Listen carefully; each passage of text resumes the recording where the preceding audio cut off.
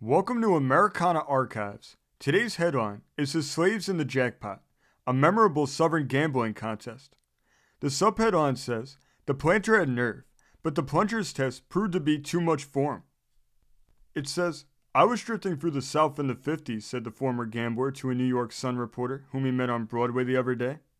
And one winter, I was living in a town in South Carolina where a lot of card players used to gather for mutual pleasure and profit. There was a club in the town where the gamblers used to meet, but the fact was kept from the female part of the population that it was a gambling house. All kinds of games went on there, but the prosperity of the place was short-lived. The house, however, was not closed the winter I was in town. At the club one night, somebody said that Colonel Wallace, the crack poker player of the state, had been fixed to play Pete Welch, one of the biggest plungers from the East. Pete was coming down the next week, and the sports were all anxious to see what he could do with the Colonel, who was a stiff player. The Colonel was universally lucky. The cards rolled to him without the asking, and every year his cash account showed good profits from the game. He owned a valuable plantation not far from the town, and he was noted for having one of the finest bodies of slaves in the South. They made the plantation yield rich returns, and there was no need for the Colonel to depend on his playing for money, for he was better off than many of the planters who risked their fortunes at the club. When the Colonel heard that Pete was coming to rake him, he turned his lip and said he was not afraid to play 40 Petes on the biggest kind of stakes. If Welch can do me, then all well and good, was the way he put it. But I want you fellas to know that I can play him to a standstill. I have heard much about your swell Eastern gambler, who prides himself on never having been caught on a bluff. Well, we all don't know about that. When he comes, I will play him a single-handed game, and you chaps can watch it. I'll say, though, that I'm not extra wealthy this winter and can't lose much stuff. I've got a limit fixed in my head, and when he passes that, I'll simply quit and Welch can take my money and talk all he pleases. Welch got in town one Sunday morning. His stage drove to the only hotel in the place, and the news of his arrival soon spread for the sporting part of the town. A messenger who came in for Colonel Wallace's mail carried a note back telling of the safe arrival of Welch. Pete sent word to the Colonel that he had heard of him and was anxious for a fight. He asked the Colonel when he could play. Not more than an hour after the messenger started with the note, he returned to the hotel with a paper for Welch. The Colonel wrote that he would be in town at 3 o'clock that afternoon and would bring his money with him. Now, we want to keep this game quiet for once, said Squire Boggs, the president of the club, for no good can come from so much talk. Besides, this club is getting too much notoriety of late. A dozen salty gamblers were at the club at 3 o'clock. Pete got there ahead of the Colonel, and the local element kept its breath while Pete told wonderful stories of great games in the East. He rattled out the stories faster than the tin horns could listen, and they all thought him something to be feared by the Colonel. At 3 o'clock, the Colonel drove to the club and sent his man to the hotel. I'll come there when I need you, he said. In 15 minutes, everybody had taken a drink or two and become sociable with Pete. I don't know what you want to play, said the Colonel, but fix your price, and I'm probably your man. Some of these gentlemen think I'm too nervy for my good, but let that go. How will $100 jackpot suit you? Good enough, answered Pete, but that's what I call a dinky game. If it suits you, though, it's good enough. It's good enough for me, dear Colonel. All right, then, let her go at that. The cards were dealt, but they shuffled badly and passed around 5 times before the pot could be opened. The Colonel held the openers and bettered his hand in the draw, and finally won, but not until Pete had done some heavy betting. After that, the Colonel played ahead, and the local sports fought Pete easy. Pete couldn't draw. When he opened a pot, the Colonel would win it, and the game was too much one way to be interesting. Pete crossed his bridge at last, however, and the cards went to rolling his way.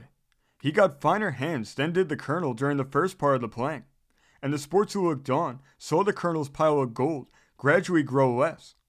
One package was emptied, and another was brought from the old-fashioned locker in the club. After that, the betting got fierce. The game appeared perfectly square, for Welch would not have turned a bad trick had he won it, for too many eyes were watching the deck. Colonel Wallace took all sorts of wild chances. Another drink welled me, he would say as he lost, though he did not allow his head to get clogged. When his last stack of chips crossed the table, he shoved back his chair and said his pile was gone. It was getting late on at night then, but the gamblers didn't notice that.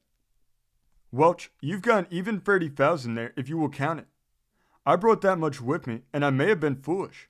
I believe if I had more, I could get it all from you in half a dozen hands. I'll gladly give you the chance, Colonel. Perhaps some of your friends here can accommodate you. Nobody spoke. The Colonel rattled on the table. Welch, he said when the silence got oppressive, I have no more ready cash, but I have property that is as good as gold, any day, right here in this town.